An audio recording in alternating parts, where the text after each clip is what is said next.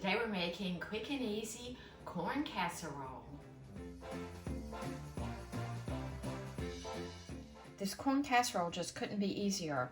It comes together in one bowl and we add lots of corn goodness. We're starting with a corn muffin mix or cornmeal mix.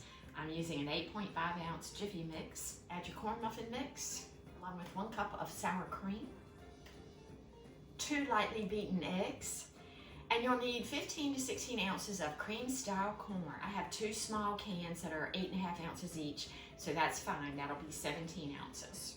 And we're also adding 12 ounces of corn.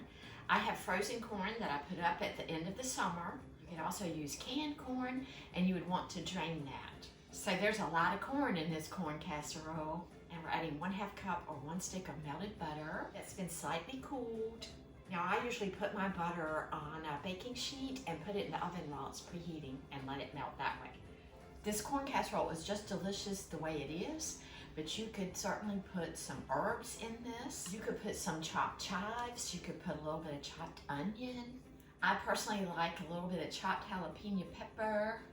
And you could certainly use that Mexican style corn that has the red and green peppers. Now spread this evenly in our dish and into a 350 degree oven. Our corn casserole has baked 45 minutes and it's close to being done. I want to show you today an option to top this with cheese.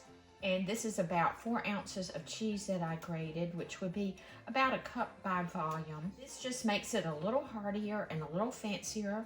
It just depends on whether this is your Sunday afternoon dinner or if this is a side for a holiday dish, how rich you want this to be. I have 5 pieces of bacon that I crisped in the skillet. I left some cheese off the edges so you can see how it would brown up. So I wanted you to see how it pulls away from the side of the dish and it gets a nice golden brown color around the edges, and that's when it's done.